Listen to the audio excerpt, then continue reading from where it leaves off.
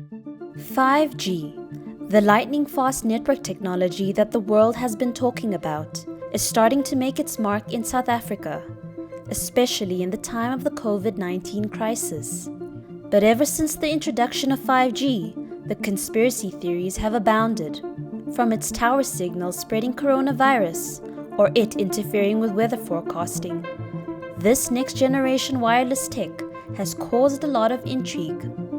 EWN spoke to tech expert and head of technology market research organization, Worldwide Works, Arthur Goldstuck, to explain everything you need to know about 5G. On the surface, the biggest difference between 4G and 5G is speed. So 4G can go up to an absolute maximum of about 1 gigabyte per second, which sounds blazingly fast. Mostly, we tend to experience 4G going up to about 20, 30 megabits per second. 5G allows for speeds up to about 20 gigabits per second. So if you took that same proportion, you can see that it's around 20 times faster. So if you right now getting 20 megs per second speeds, you could look forward to 400 megs per second speeds with 5G. So it's dramatically faster. It means, for example, a high definition movie could download in seconds and be available on your smartphone or computer, rather than having to watch it streaming and very often buffering. So that's just at a very broad level. From an efficiency point of view, this makes network infrastructure far more effective and efficient, because you can connect far more devices at far higher speeds at the same time. And then the real benefit that is expected in terms of specific industries is reduced latency. So latency is the lag between when you click on something and you get a response from that. And 4G reduced the lag significantly over 3G, but 5G takes that lag away almost completely, if you are within a reasonable 5G signal radius, of course. But what the drop in latency means is that you could, for example, have self-driving cars getting information from the environment, from other cars, and from, for example, a control center in the context of the trucking industry, self-driving trucks being controlled from a distance. All will be responding to signals seemingly instantaneously, as opposed to there being a lag. Remote working has been made feasible thanks to broadband through fixed lines as well as mobile broadband. And that primarily has been 4G, in some cases 3G, but for a lot of collaborative work and for a lot of video conferencing type work, 3G is just not good enough these days. 4G does the trick, but 5G will really allow it to come into its own, both in terms of the performance of these platforms. So the video conferencing, for example, will feel far more like real time and almost like face-to-face, versus the existing situation where you often have buffering, you have lags, you have audio quality dropping suddenly, and the like. 5G should address all of those issues. The more people who are able to work remotely, the less drain there is on resources, natural as well as physical. So road infrastructure have less pressure on them, there's less pollution and the like.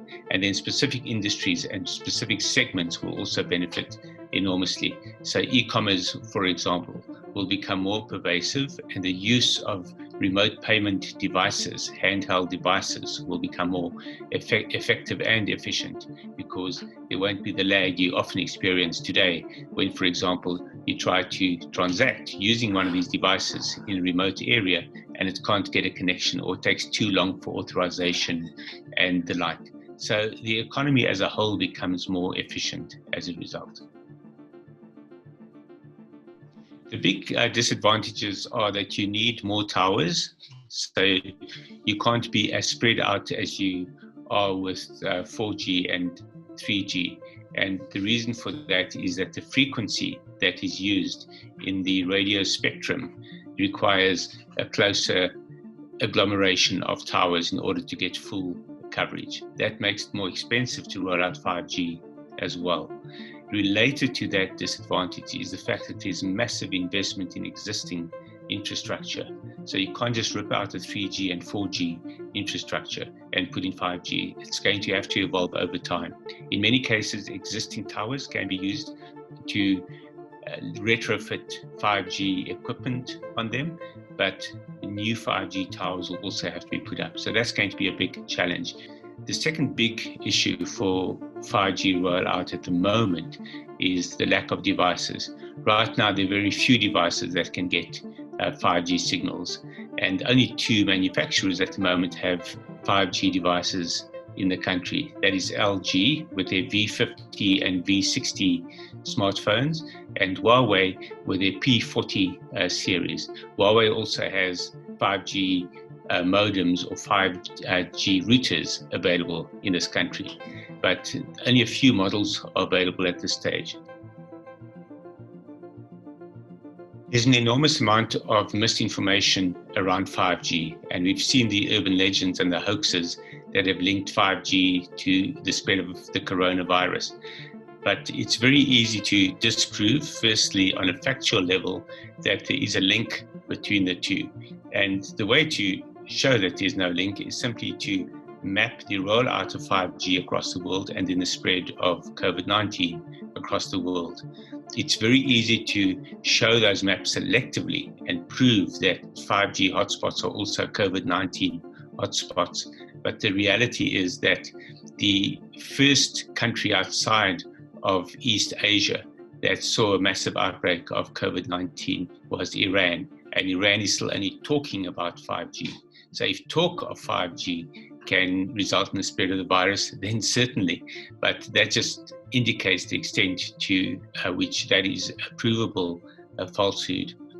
The two concerns about coronavirus and 5G is firstly, the one that's quite laughable, that the towers themselves transmit the virus, which is crazy. Infections spread via infection, not via radio waves, and a radio wave cannot carry an infection. It's simple science. It doesn't even have to be explained in great detail. The second issue, however, is far more difficult to explain away, and that's the concern that 5G causes cell damage and therefore leads to cancer. Now, that's not proven at all. The truth behind that is that there's a big difference between two kinds of radiation, non-ionizing radiation and ionizing radiation. So ionizing radiation includes X-rays, which can cause cancer if there is prolonged exposure. Non-ionizing radiation can't cause changes in the cell structure. The way 5G is being used, although at a high frequency, is at a very low, what they call watts per kilogram, which is the intensity of the signal. So it's not only the frequency, but also the intensity. And the intensity that is being used cannot cause changes in cells. More research does have to be conducted in order to again, convince the public, because there aren't enough studies on this, and that's the real damage of 5G. It's not the damage 5G does physically, but the damage that it does to people's trust in the technology due to lack of enough research studies showing the impact and the like. The impact of radio waves on the body relates to how much radiation passes through the flesh, but also how much energy passes through the flesh. So radiation isn't necessarily the same as energy. It's about the intensity of the radiation that results in the amount of energy that goes through the body. And 5G signals have been reduced to a level where you have a lower absorption rate in the body than you have, for example, from Bluetooth headphones.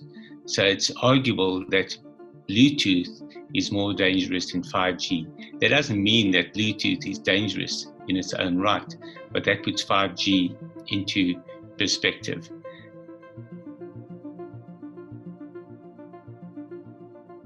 It'll take time for 5G to be rolled out across the whole country and for most of the population to have access to it.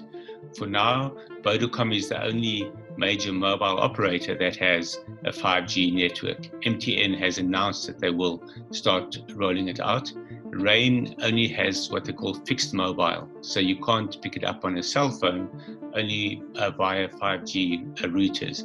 Rain at the moment is only in one of the centers in South Africa, will shortly be in all the major centers. Vodacom is rolling out in 3 major centers in South Africa, and gradually will also roll out to the others. The problem right now for MTN and Vodacom is that they've only been issued with emergency spectrum during the COVID-19 crisis for a 5G spectrum. It means that they're rolling out 5G now in the hope that they'll be able to retain that spectrum. It would be folly of the government not to allow them to retain it or not to expand their access to 5G spectrum. So we can expect then by the end of the year to see 5G in most major centers and large cities and towns. By the end of 2021, it will be fairly pervasive across the country. But again, the issue will be that there won't be enough 5G devices that are affordable for the large majority of the population. For now, it's only high-end phones that will have a 5G access. So we also have to see a rollout of devices, handsets, routers, modems, and the like before 5G truly comes into its own in this country.